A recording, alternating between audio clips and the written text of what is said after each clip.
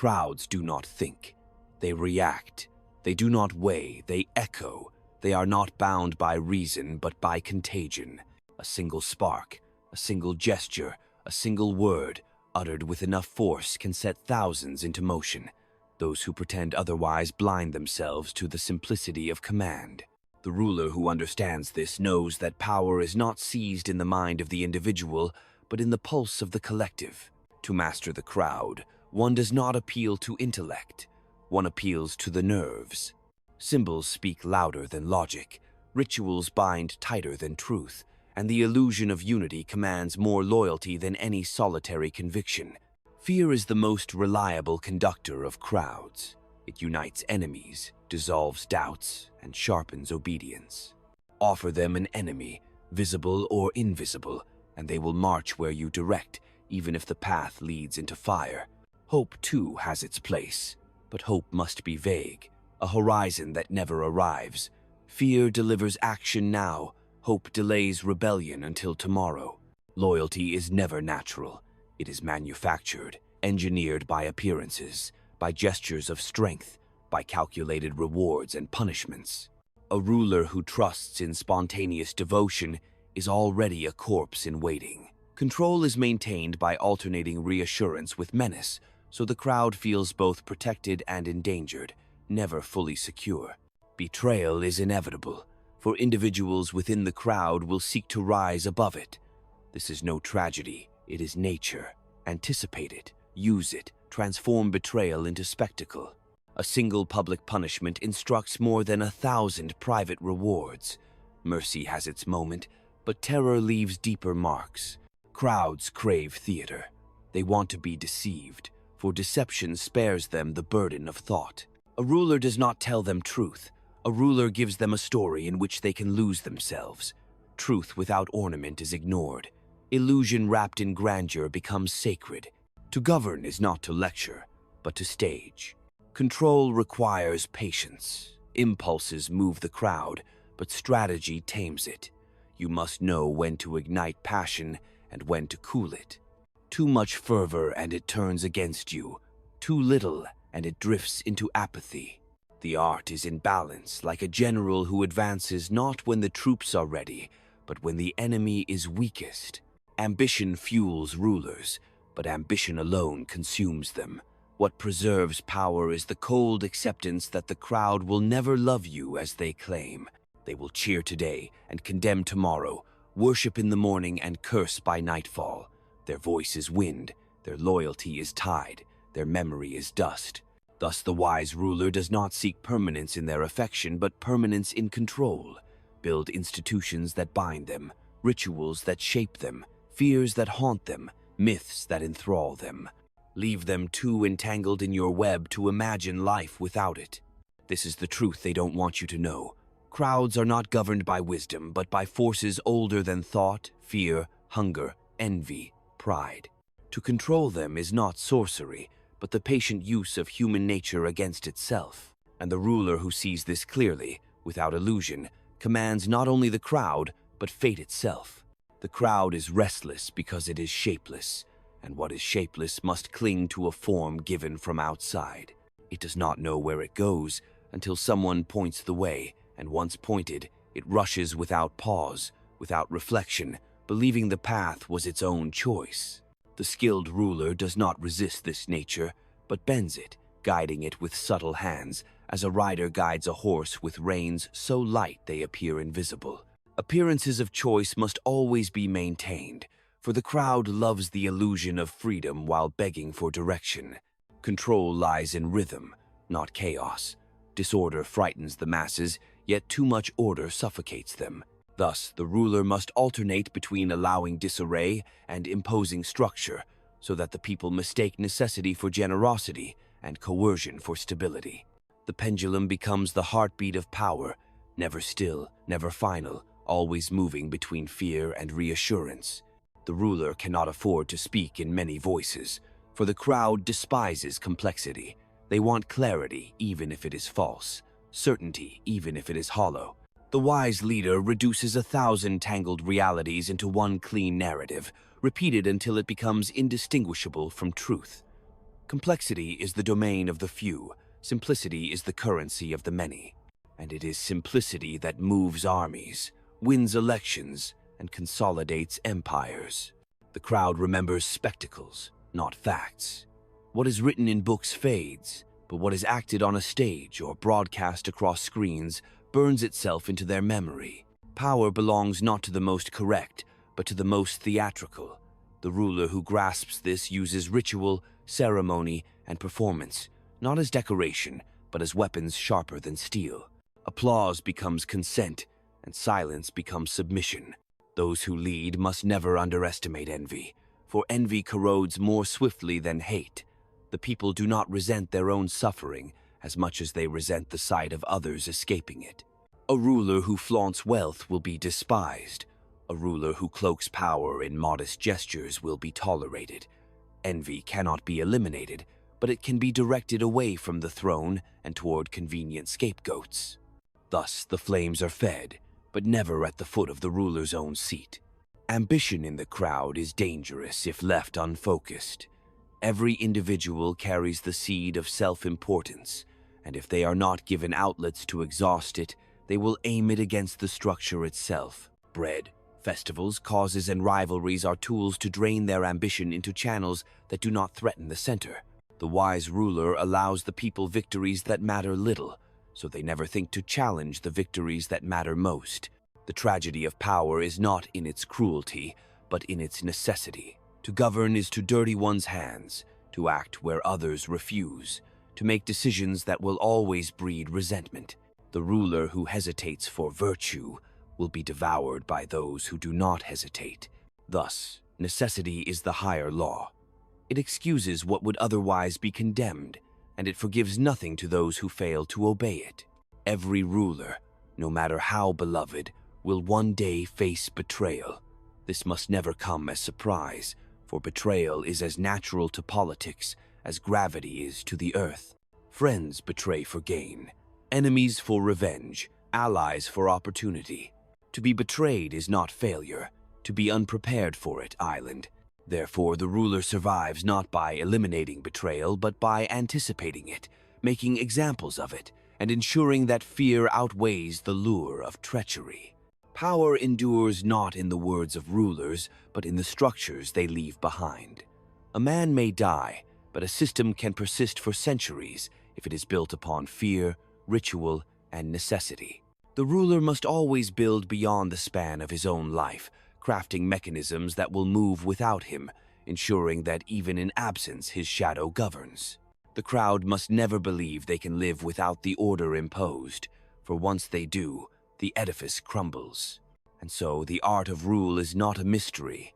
It is the most human of sciences, stripped of illusions, laid bare by necessity, shaped by instincts as old as survival itself. The crowd is not free. It does not want to be free. It wants to be led, to be deceived, to be comforted, to be commanded. And the one who understands this truth commands not only the crowd, but the direction of history itself. The greatest weakness of the crowd is its hunger for certainty. For certainty is the illusion that calms the storm of doubt. The ruler who provides certainty, even in lies, will always be preferred over the ruler who offers truth tangled in hesitation. People do not ask whether the compass is accurate. They ask whether it points somewhere. Thus, the leader who points firmly commands the march, even if the direction leads into abyss. Fear must never be abandoned, for it is the foundation of loyalty when affection collapses. Affection is fleeting, fragile, easily corrupted by rumor or envy. Fear is steady, predictable, and far more enduring. It is not cruelty that sustains a ruler, but the wise distribution of fear, enough to inspire obedience, not enough to ignite rebellion. This is a balance learned not in books, but in the theater of survival, where every hesitation is an invitation to be devoured. The crowd does not forgive weakness, though it demands compassion. It despises those who kneel too quickly, even as it begs for mercy. The ruler must know when to grant reprieve and when to strike, for both mercy and punishment are instruments of control. A punishment delayed may lose its force. A mercy granted too easily may lose its value. Each act must be weighed not by morality but by consequence, for in consequence lies the true measure of power. The mask is indispensable. The ruler must never reveal the chaos within, for the crowd does not respect uncertainty. Appear calm while you scheme, appear righteous while you deceive, appear reluctant while you conquer. The mask protects not by hiding weakness, but by embodying the image the people crave. To drop the mask is to surrender to the crowd's judgment, and their judgment is merciless. The most skillful deceiver is the one who convinces even himself that the mask is real. Conflict is inevitable, and it must be cultivated, not erased. A people without enemies grows restless, turning its energy inward against the state itself. External threats, real or imagined, channel discontent outward, unifying those who might otherwise revolt. The art of rule lies in knowing when to intensify the fear of the external and when to soothe it, creating a cycle of dependence upon the authority that claims to shield them. Without enemies, rulers grow vulnerable. With enemies, they are indispensable. Wealth alone cannot secure power, for wealth breeds arrogance, and arrogance breeds downfall. Wealth must be converted into influence, and influence into loyalty. The ruler who surrounds himself with those who fear losing his favor holds a stronger fortress than any castle of stone. It is not gold that guards the throne, but the ambitions of men who tie their survival to the survival of their master. Thus, patronage is not generosity, it is the binding chain of necessity. History does not honor the most virtuous, but the most effective. Those who clung to purity vanished, those who adapted endured. The crowd remembers victors, not martyrs, for survival sanctifies itself. A ruler must decide whether he desires admiration in words or permanence in power. Rarely can both be had, and more often admiration is the grave of authority. To endure, one must choose utility over glory, necessity over virtue, cold calculation over warm ideals. In the end, the ruler must walk alone, for no one shares the weight of command. Allies may cheer, servants may flatter, crowds may worship, but the final judgment falls on the one who dares to hold power. It is a solitude sharper than exile, for even among thousands the ruler's thoughts remain his own, his burdens unseen. Yet it is in this solitude that clarity emerges, the recognition that power is not freedom, but a chain chosen willingly, a yoke that demands constant vigilance. To govern is to see humanity not as it pretends to be, but as it is envious, fearful, ambitious, forgetful.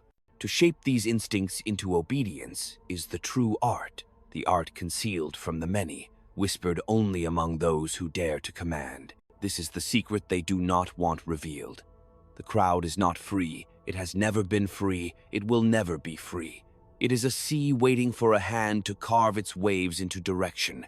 Those who understand this truth do not ask permission to rule. They rule. Power thrives not in abundance, but in perception. A ruler may have little at his disposal, yet if he projects strength, if he surrounds himself with symbols of permanence, if he commands with the voice of inevitability, the people will believe him invincible. Conversely, a ruler may possess vast resources, yet if he falters in display, if he hesitates in command, if he allows doubt to seep into appearances, his downfall is already written. In politics, reality matters less than the illusion that reality is secure. The crowd is nourished by stories more than bread, for hunger of the stomach can be pacified, but hunger of the mind is endless. Give them a narrative, and they will endure hardship for generations. Deprive them of meaning, and they will revolt even in prosperity. The ruler must therefore weave myths that justify his reign, myths that anchor obedience not only in the present, but in the fabric of destiny. Myths of origin, myths of protection, myths of salvation, all serve as chains disguised as faith. Every alliance is temporary. Friends of today will become rivals of tomorrow, and rivals may become allies when circumstances demand it. A ruler who believes in permanent loyalty is already deceived. The wise ruler treats every ally as a tool, useful until it becomes dangerous, necessary until it becomes expendable. Trust in politics is not faith, it is calculation, and betrayal is not a question of if, but of when. Manipulation is not cruelty but craft. Just as a sculptor shapes marble by removing what is unnecessary, the ruler shapes the crowd by withholding truths that would weaken resolve. To reveal everything is to surrender control, for transparency is a luxury of the powerless. The people do not want naked truth. They want truth dressed in forms they can admire, fear, or worship. To manipulate is not to lie for pleasure, but to govern through necessity, to preserve order in a world that would collapse under honesty. The machinery of control must always remain unseen. The more the people perceive the strings, the less they believe in the performance. Appearances must be maintained as though events unfold naturally, as though order arises spontaneously, as though obedience is chosen freely. Behind the curtain, the ruler directs the script, but on the stage, the people must believe themselves to be the authors of their fate. The hidden hand commands most effectively when it convinces the crowd it does not exist. Ambition without patience destroys itself. To seize power too soon, without consolidating the instruments of fear, loyalty, and narrative, is to build a fortress on sand.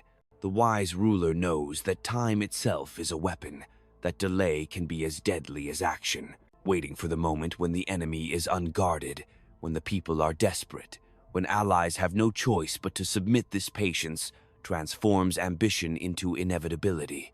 Exile is the silent tutor of rulers. Stripped of position, one learns who is truly loyal, who is merely opportunistic, and who is always waiting to betray.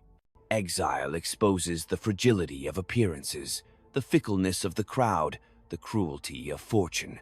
Yet exile also refines, for it teaches that survival is not the absence of power, but the preparation for its return. The one who endures exile returns sharper, colder, more resolute, armed with the memory of abandonment and the clarity of necessity. Power cannot be shared equally, for equality dilutes command. Councils, assemblies, and voices of the many may appear to guide, but true direction always comes from one. The fiction of collective rule comforts the crowd, but decisions of consequence are never made by multitudes. They are made in solitude, behind closed doors, where compromise ends and command begins. The crowd may chant the illusion of democracy, but its destiny is still written by the few who dare to decide. Thus, the architecture of control is built not on idealism, but on the cold study of human nature. Fear, envy, ambition, and desire, these are the bricks. Ritual, illusion, punishment, and reward, these are the mortar. The edifice rises not because it is just, but because it is necessary. And those who inhabit it believe themselves free, even as they walk corridors designed to keep them obedient. This is the unspoken truth of politics. Control is fragile yet enduring, hated yet desired, condemned yet indispensable. The ruler who grasps this truth sees beyond illusions, beyond morality, beyond the cries of the crowd. He knows that leadership is not service but survival, not virtue but calculation, not destiny but the will to command. And once this truth is seen, it cannot be unseen. Violence is not the opposite of politics, but its shadow. Where persuasion fails, violence confirms authority. It does not need to be constant, only remembered, for the memory of punishment lasts longer than the pleasure of reward. A single execution performed with spectacle can silence thousands more effectively than endless promises. Violence is most effective when rare, precise, and wrapped in necessity, so that the people believe it not cruelty, but the natural correction of order. The ruler must also know restraint, for excess brutality breeds not fear but desperation, and desperation turns men into weapons that even power cannot contain. Balance lies in using terror as medicine, not as feast. The hand that punishes must also be the hand that protects, so the people remain bound in contradiction, fearing and needing the same authority. This contradiction is the foundation of stability, for when the people cannot decide whether to hate or to love, they choose obedience instead. Fortune cannot be trusted, but it can be anticipated. Luck may raise a man, but only skill preserves him. To rely upon fortune is to build on shifting sand, but to deny its existence is folly. The ruler must treat fortune as an enemy to be outwitted, a storm to be navigated, a force to be resisted. Those who prosper are those who prepare for misfortune, who build reserves in times of abundance, who strengthen walls in times of peace, who treat every calm as the silence before the inevitable strike. Deception is not an aberration in politics, but its language. Words are not weapons of truth, but instruments of influence. To govern is to speak in tones that resonate with the instincts of the people, not with the logic of philosophers. Promises are tools, not bonds.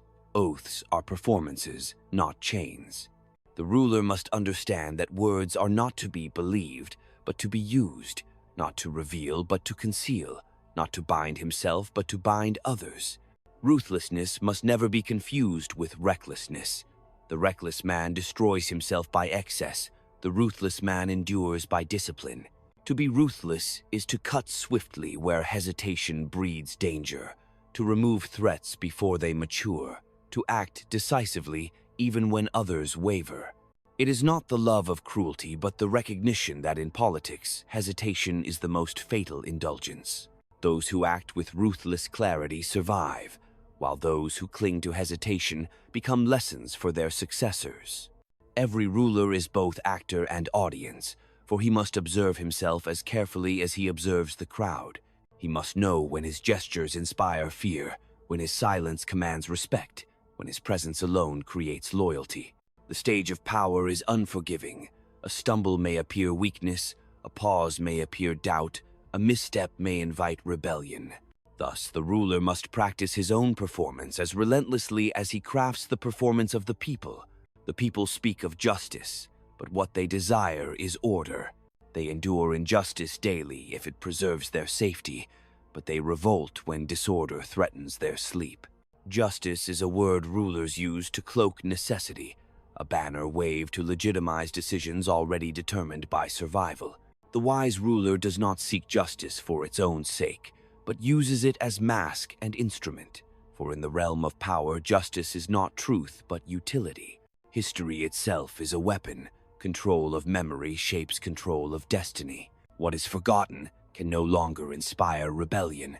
What is glorified can rally generations. The ruler who controls history controls the framework within which the people understand themselves. Statues, ceremonies, anniversaries, and textbooks are not passive recollections but active instruments of command. The dead are enlisted into service, their images bent to sustain the living order. Thus, the past is never past. It is the raw material of rule. Power does not forgive weakness, but it also does not forgive arrogance. The ruler must learn humility as mask, never as surrender. Appear modest, so envy does not sharpen its knives. Appear cautious, so enemies underestimate. Appear reluctant, so obedience seems voluntary. True strength is hidden beneath this cloak, revealed only when decisive action strikes. Those who mistake appearances for truth fall prey to their own illusions, while those who understand the mask wield both humility and power as twin blades. The essence of command lies not in force alone, but in inevitability. The crowd must believe that resistance is useless, that authority is natural, that the ruler's presence is as fixed as the rising Sunday. When power feels inevitable, obedience follows without question, and rebellion withers before it begins. To create this inevitability is the final task of the ruler, to weave fear, myth, violence, and ritual into a force that appears not constructed, but eternal. When this illusion holds, power ceases to be contested and becomes destiny itself. The foundation of command is attention. For what the people do not see, they soon forget. Power must be displayed, not hidden, for invisibility breeds irrelevance. Appear in moments of triumph, appear in times of crisis, appear even in gestures of ordinary life, so the crowd feels your presence as constant. To vanish is to invite speculation, and speculation grows into rumor, and rumor grows into weakness. The ruler must master presence as much as absence, ensuring that silence itself becomes a form of speech. Enemies must never be underestimated.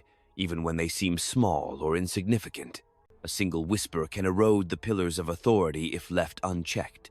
Suppress opposition not when it is strong, but while it is still forming, for it is easier to strangle a spark than to fight a blaze. Yet one must also learn which enemies to tolerate, for the presence of minor dissent strengthens the illusion of freedom while distracting attention from greater plots. The art is not in eliminating all opposition, but in controlling the range and direction of its expression. Control is rarely absolute. It is instead a balance of competing forces held in suspension. A ruler must learn which tensions to encourage and which to restrain, which rivalries to nurture and which to destroy. Too much unity creates suspicion of tyranny. Too much division creates collapse. Thus, the ruler cultivates both harmony and discord, weaving them together so that neither overwhelms the other, but both serve the permanence of command. Power decays without renewal. What is taken for granted loses its awe, and what loses awe loses obedience. Ritual is therefore necessary not as tradition but as reinforcement. Festivals, victories, speeches, and ceremonies remind the crowd of who commands, of what myths hold them together, of why they must obey. These repetitions sustain the illusion of permanence. Without ritual, authority fades into routine. With ritual, routine becomes sacred. A ruler cannot govern through reason alone, for reason convinces only a few. Most are governed by instinct, by desire, by fear, by imitation. To ignore this truth is to build a palace on foundations of air. The wise ruler addresses the instincts first, satisfying hunger, inflaming pride, directing envy, soothing fear. Once instincts are pacified, reason can be tolerated, but never before. The mind of the people follows the stomach and the heart, not the reverse. Symbols are the language of the crowd, and every ruler must become fluent in them. A flag, a gesture, a word, a uniform. These command more obedience than the most intricate argument. Symbols compress meaning into simplicity, and simplicity moves armies. The ruler who invents symbols creates identity. The ruler who masters symbols controls destiny. Even defeat can be transformed into triumph if wrapped in the right symbols, for the crowd remembers images long after it forgets facts. Fortresses of stone protect little if the fortress of perception collapses. Walls fall when soldiers lose faith. Armies break when their cause dissolves. The strongest defense is not in masonry, but in the conviction that the ruler is unshakable. Conviction can outlast sieges, inspire sacrifice, and bind men to their posts even unto death. Thus, the ruler must invest more in belief than in battlements, more in loyalty than in weapons, more in perception than in force. No ruler escapes the burden of hypocrisy. He must speak of virtue while practicing necessity, preach of unity while sowing division, praise freedom while enforcing obedience. This is not corruption, it is survival.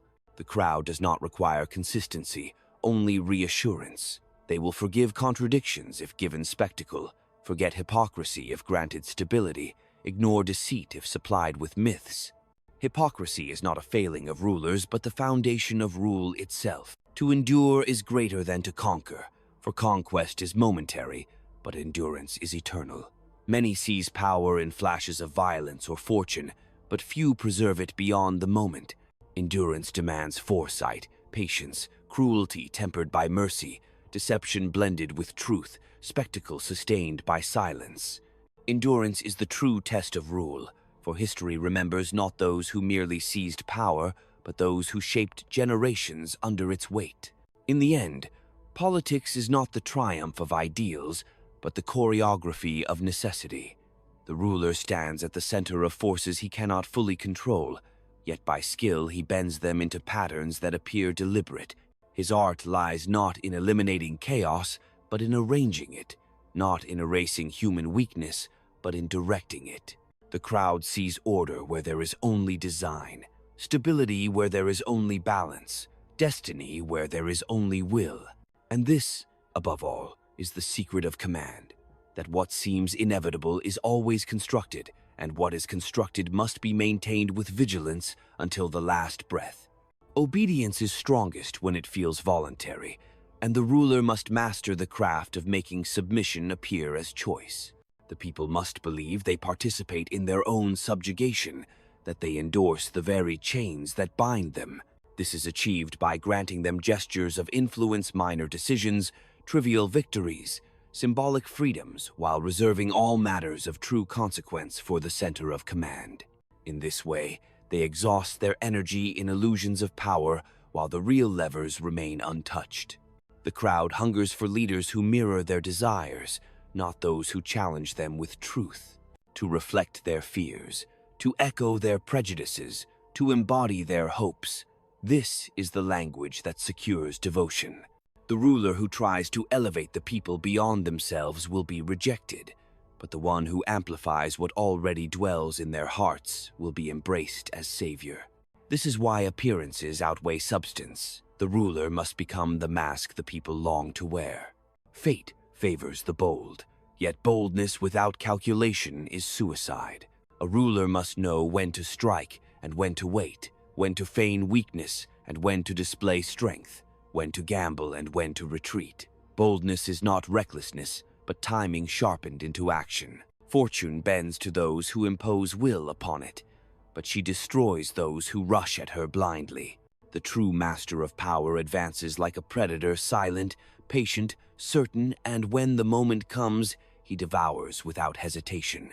Secrecy is the shield of authority. To reveal intentions too early is to invite resistance. To expose strategies is to arm enemies. The ruler must veil plans in ambiguity so that no one can predict the next move. Mystery breeds awe, and awe breeds submission.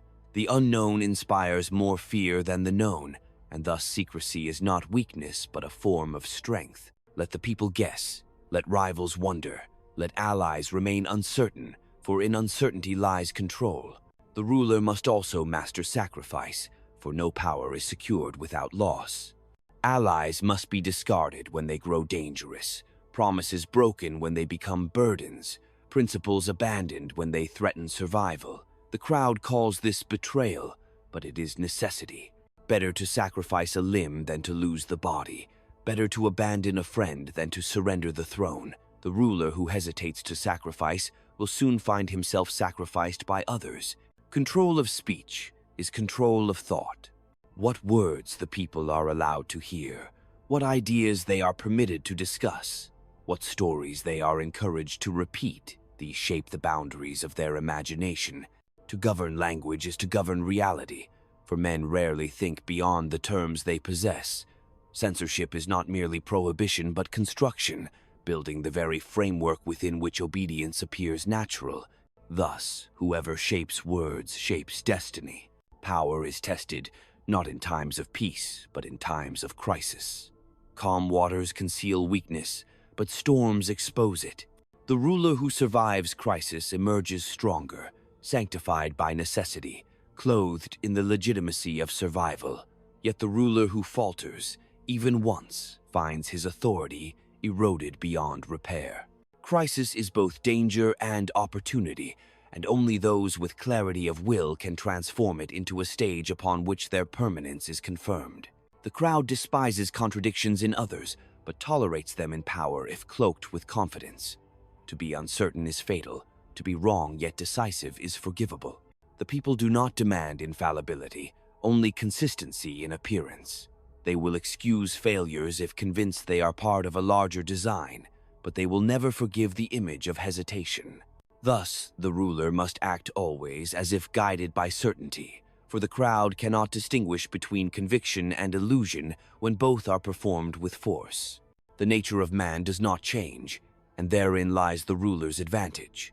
Across ages, empires, and nations, men remain driven by the same instincts: fear, ambition, envy, greed. To understand these instincts is to understand the mechanics of command. Technology may evolve, borders may shift, laws may multiply, but the essence remains untouched. The ruler who grasps this truth governs not a generation, but the eternal pattern of human behavior. So it is that the architecture of control is less invention than recognition.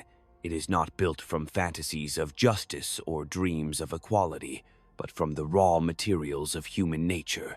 Those who deny this are broken by it. Those who embrace it bend it to their will. The crowd will never admit it, for to admit it is to confess their chains. But the ruler must know it without illusion. Men do not truly seek freedom. They seek comfort within captivity. And the one who masters this knowledge writes the script of history. Every throne is surrounded by shadows, and in those shadows move the ambitions of others. Ministers, generals, merchants, priests, each seeks to extend his own reach beneath the canopy of power. The ruler must learn to play them against one another, to prevent any single hand from reaching too far. Division among the powerful preserves unity at the center, for when rivals contend, the sovereign remains the necessary arbiter. To trust any man completely is to invite usurpation. To make them dependent on the throne is to ensure survival. Fortune raises some men by accident, but accident alone cannot sustain them. Without discipline, fortune deserts as quickly as she arrives. Discipline is the silent companion of command, the habit of foresight, the restraint of impulse, the cold refusal to surrender to passion. The crowd indulges desire. The ruler must master it. Those who cannot master themselves cannot hope to master others, for authority begins not in command over armies, but in command over the self. Beneath every display of loyalty hides calculation. Allies remain faithful so long as their interest aligns with yours. Servants obey so long as obedience profits them. Even affection is corrupted by advantage, for men love those who advance their fortunes and abandon those who threaten them. The wise ruler does not lament this nature but exploits it, ensuring that the prosperity of others depends upon his own. As long as they cannot imagine survival without him, loyalty endures. The crowd does not crave truth but certainty dressed as truth. They will embrace contradictions if spoken with conviction, and they will denounce reality if it threatens their illusion. The ruler must understand that perception is stronger than fact, and that the weight of an idea lies not in its accuracy, but in its repetition. What is repeated becomes real, and what becomes real commands obedience. The battlefield of politics is not only in streets and palaces, but in the imagination of men. Silence is as powerful as speech.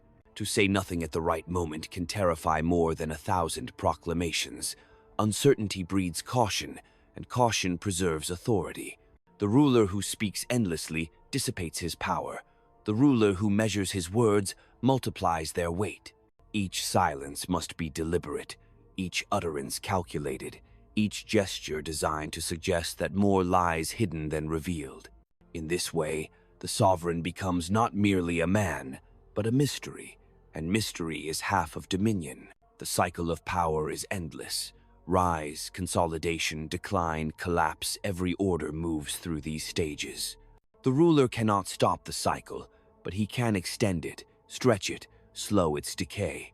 He does this not by defying the nature of time, but by adapting, renewing the structures of fear and loyalty before they wither, shifting the myths before they fade, refreshing the spectacle before it grows stale. Survival depends not on freezing power, but on keeping it alive through transformation. Enemies are more useful alive than dead when their existence sustains unity. A crushed rival is forgotten. A lingering enemy justifies vigilance. The ruler must calculate carefully whom to destroy and whom to preserve, for not all threats are equal. Some must be eliminated swiftly, others kept alive as warnings or as scapegoats. To destroy all opposition is to leave the people restless, with no focus for their unease. To preserve a chosen enemy is to channel their anxiety into obedience. Even the most powerful ruler is bound by appearances. He may act with cruelty, but cruelty must be cloaked in necessity. He may enrich himself, but enrichment must be cloaked in service. He may manipulate, but manipulation must be cloaked in protection. The people endure what they believe they understand, and they resist what appears naked and unmasked. Appearances are not ornaments of rule, but its substance. For in politics, what is seen outweighs what island, The ruler's greatest weapon is inevitability. When the people believe that no alternative exists, when rivals despair of success, when allies see their survival tied unbreakably to his, then power ceases to be contested and becomes the natural order. To cultivate inevitability is to erase choice, to dissolve resistance, to bind the future into the image of the present. And when this point is reached, the throne no longer needs to be defended. It defends itself through the submission of all. Thus, the essence of mastery lies in seeing men not as they dream, but as they are. To command is to manipulate envy, to channel fear, to distribute hope, to craft spectacle, to balance cruelty and mercy with precision. It is a lonely knowledge, for few dare to admit it, and fewer still to wield it. But in that knowledge lies the only true security of power, the architecture of control hidden beneath the stage of appearances, the silent machinery that moves nations while the crowd believes itself free. The ruler must always remember that human memory is short, and gratitude fades faster than resentment. The favors bestowed are quickly forgotten, but the smallest wound is remembered for a lifetime. Thus, rewards must be given sparingly and strategically so that their weight lingers, while punishments must be calculated to impress upon the mind a sense of permanence. It is not the quantity of actions, but their impact that sustains obedience. A single unforgettable act of discipline may achieve what 100 rewards cannot. Time is both ally and enemy. Delay can strengthen position or erode it, depending on whether it is used to consolidate or to avoid. To wait with preparation is strategy. To wait with fear is weakness. The ruler must read the rhythm of events as a general reads the battlefield, moving not too soon to risk disaster and not too late to forfeit advantage. The mastery of timing is the mastery of politics, for moments once lost never return. Men are governed more by appearances of justice than by justice itself. They do not measure fairness in principle, but in spectacle. If punishments seem equal, if rewards appear deserved, if law looks impartial, then the people will submit even when substance contradicts the image. The ruler must therefore care less about true justice than about the visible performance of justice, for it is performance that secures stability. What the people believe they see outweighs what they cannot discern. The hand of command must always remain steady. To show anger is to reveal vulnerability. To show desperation is to reveal weakness. To show indulgence is to invite exploitation. Emotions must be tools, never masters. The ruler may display anger to intimidate, sorrow to gain sympathy, joy to inspire, but these must always be calculated, never uncontrolled. The crowd believes in passion, but passion in a ruler is dangerous. Coldness cloaked in performance is safer than sincerity laid bare. Wealth without order corrupts, and order without fear collapses. The state survives not by prosperity alone, but by the structures that bind prosperity to authority. A rich people without discipline grows arrogant and rebellious. A poor people without fear grows desperate and uncontrollable. The ruler must balance wealth and fear so that the one sustains loyalty and the other prevents excess. This balance is delicate, but once achieved, it makes a throne unshakable. The counsel of others must be heard, but never trusted completely. Advisors serve themselves first, and the ruler second, even when cloaked in loyalty. Their wisdom must be weighed, their motives examined, their influence contained. A ruler who depends blindly on counsel is ruled by those who advise him. Yet a ruler who ignores all counsel blinds himself. The art is in listening without surrender, in extracting value while denying control, in remaining the final mind upon which all decisions rest. Every system of rule requires enemies within, for without them vigilance dissolves. The exposure of conspiracies, real or fabricated, nourishes unity by reminding the people of dangers hidden in their midst. Purges, trials, denunciations, these serve not only to remove threats, but to reinforce the perception of constant danger, binding loyalty through shared fear. A state that ceases to remind its citizens of enemies invites them to imagine rebellion. The face of power must be adaptable, for rigidity breaks where flexibility bends. The ruler must learn to shift masks as circumstances demand: warrior in times of war, father in times of peace, priest in times of ritual, judge in times of disorder. The essence beneath remains constant, but the appearance must change to match the desires of the crowd. In this adaptability lies survival, for the people accept a ruler who reflects their needs even when he secretly pursues his own. Control is not maintained by suppression alone, but by guidance. To forbid everything invites resistance. To allow everything invites chaos. The ruler must open certain paths while closing others, steering the people as water is directed through channels. They feel freedom because they move, yet every motion has been predetermined. The illusion of choice is the strongest form of control, for it pacifies desire while preserving dominance. The secret of endurance lies in invisibility of design. The crowd must never feel controlled, never sense the architecture of manipulation that surrounds them. They must believe that their obedience arises from their own will, that their loyalty is their own virtue, that their submission is natural. The ruler who achieves this has transformed command into destiny, and destiny cannot be resisted.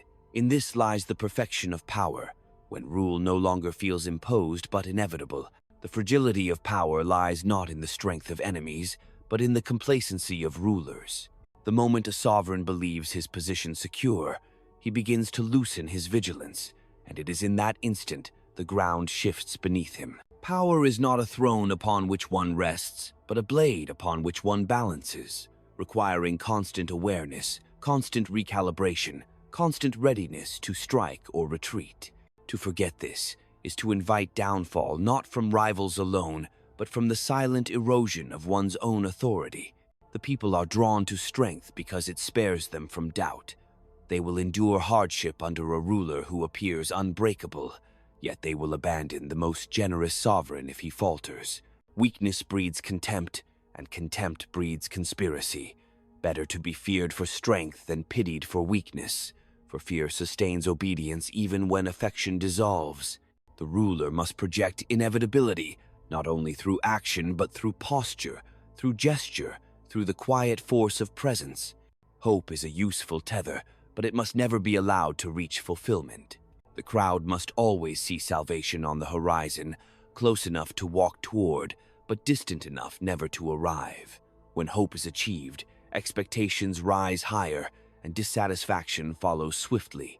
The ruler must learn to feed the people with fragments of progress, symbols of advancement, glimpses of reward, never so much as to satisfy, always enough to sustain. In this endless pursuit, obedience renews itself. Excessive transparency is poison to authority. To show the mechanics of power is to strip away its magic, to reduce awe into suspicion, to turn belief into calculation. The ruler must allow mysteries to persist, decisions to appear shrouded, motives to remain unseen. For men respect most what they do not fully understand, and they follow most loyally what they cannot fully explain. The architecture of command must be hidden within ritual, symbol, and silence, leaving the people to imagine far more than they are told. The crowd does not rise in revolt because of oppression alone, but because of humiliation. A people can endure chains if they feel dignity remains, but when dignity is stripped, even fear weakens. Thus, the ruler must oppress carefully, always cloaking control in respect, always allowing the illusion of honor. A man who feels recognized endures submission. A man who feels degraded becomes dangerous. The art lies in making obedience feel like respect and servitude feel like duty. No empire is sustained by goodwill alone. It is sustained by the careful mixture of fear and reward, deception and truth, spectacle and silence. Each element must be balanced against the others, for too much of one destroys the equilibrium. Fear without reward breeds rebellion. Reward without fear breeds arrogance. Deception without truth breeds despair. Truth without deception breeds defiance. The ruler survives by weaving these contradictions into harmony, ensuring that none overwhelms the others, but all together form a system that binds the people tighter than chains.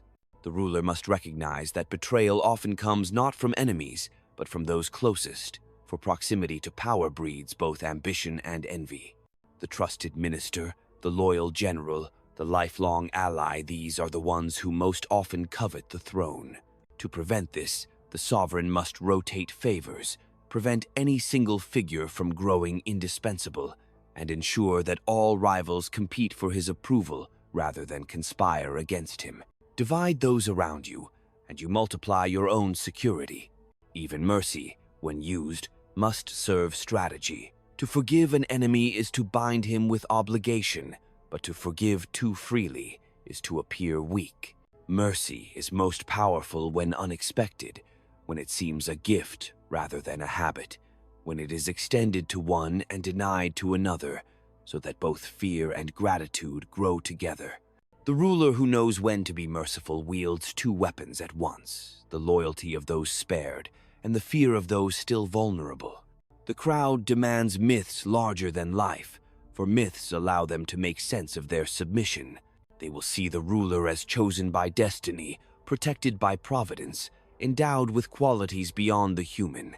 The ruler must encourage these illusions, never denying them, never correcting them, allowing the people to exalt him into something they cannot equal. For as long as they believe him touched by forces greater than themselves, they will never think to rival him. Thus, the craft of rule is not an exercise in morality but in survival, not a sermon of virtue but a discipline of necessity. The sovereign who masters fear, hope, spectacle, and silence governs not only bodies but imaginations, not only the present but the future. And in this mastery lies the truth too many refuse to see, that freedom is not the natural state of man, but a story told to pacify him, while the real machinery of power continues its work unseen, relentless, eternal. Every act of rule must be weighed, not by its intention but by its consequence, for history does not remember motives, only outcomes. The ruler may act with generosity and be condemned, or act with cruelty and be praised, depending solely on whether his actions preserve the state. Virtue and vice are masks worn by necessity, and the sovereign must learn to wear them interchangeably, untroubled by the judgments of those who live safely under the order he sustains. The crowd is never fully satisfied, for desire renews itself endlessly. Feed them and they demand more, protect them and they grow restless, honor them and they grow arrogant. A ruler must therefore temper indulgence with denial, shaping the people's expectations so they remain dependent without ever feeling fulfilled. To give everything is to breed ingratitude. To give selectively is to cultivate loyalty through scarcity. The art of rule is not in abundance but in calculated deprivation. Rumor is a sharper weapon than the sword, for it multiplies without command, spreading faster than armies move. The ruler must master rumor by seeding it, directing it, extinguishing it when necessary, but never ignoring it. Silence in the face of rumor is concession, while denial without force is weakness.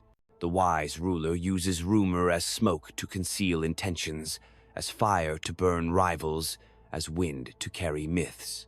Control the whisper, and you control the storm. Order cannot exist without inequality, for hierarchy is the skeleton of command. The crowd may speak of equality, but they do not live it.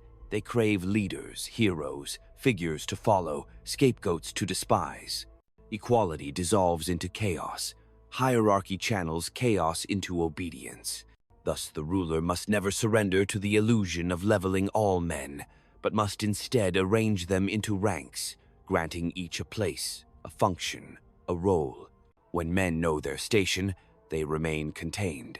When they believe themselves equal, they become dangerous. Fear is not only a tool of control, but a shield against complacency. The ruler himself must never abandon fear, for fear sharpens vigilance, preserves caution, sustains discipline.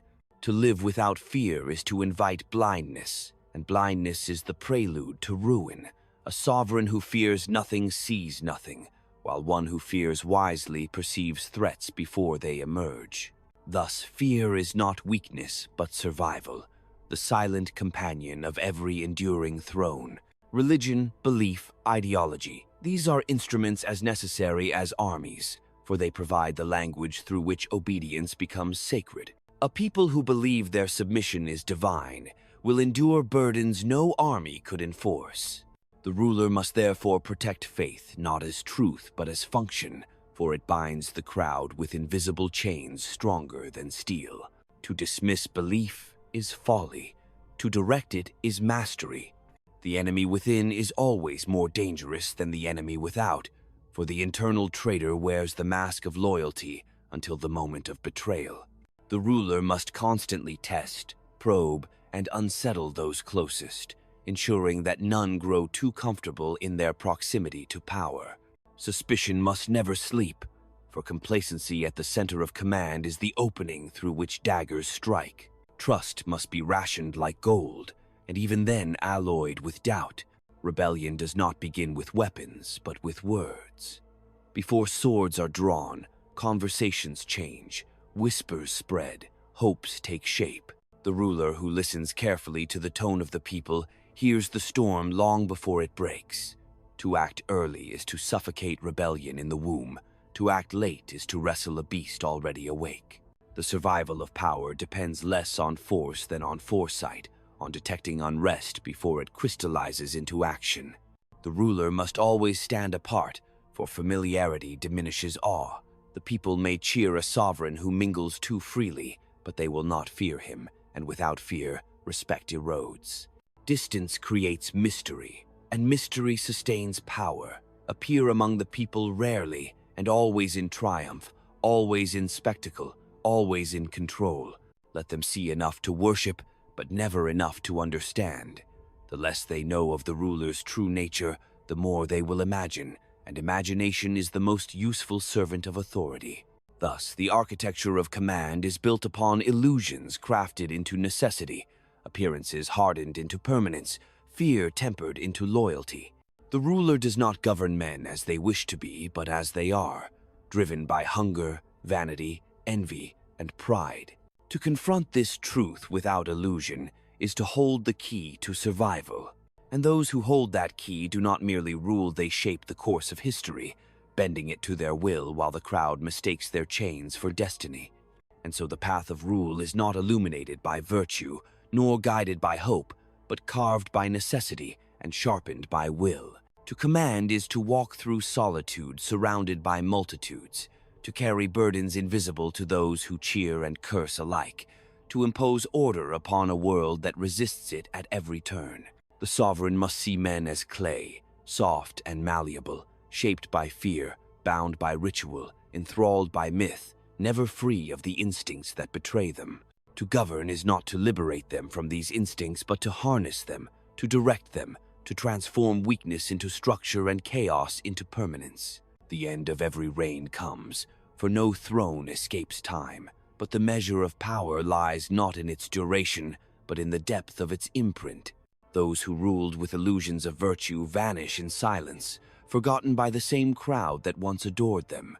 But those who ruled with clarity, with patience, with ruthless necessity, leave behind a system that outlives them, a shadow that endures when their body is gone. The people may not remember their name, but they will live inside the architecture they created, obey the myths they forged, march to the rhythm they imposed. This is the truth they will never confess aloud, that freedom is a story told to soothe, while power is the law that governs all things. The crowd does not want to be free, it wants to be guided. It does not crave truth, it craves certainty. It does not honor justice, it honors strength. And the ruler who sees this without illusion becomes more than a man. He becomes the axis around which the fate of nations turns. In the end, history belongs not to the dreamers or the virtuous, but to those who dared to command. Their names echo not because they were loved, but because they endured. And endurance is the only immortality allowed to mortals, the only victory that outlives time. Those who master the machinery of fear and loyalty, deception and necessity, are the ones who bend the course of the world. All others are forgotten, swallowed by the very crowd they failed to control. Thus, the final lesson is simple and merciless. Rule as men are, not as they claim to be. See them clearly, act decisively, balance cruelty and mercy as weapons of the same hand. Do not seek to be loved, for love dies. Do not seek to be just, for justice bends. Seek only to endure, for endurance is the crown of all rulers, the last defense against the erosion of time. And in endurance lies the one truth that cannot be erased, that power belongs forever to those who grasp it without hesitation, hold it without remorse, and wield it without illusion.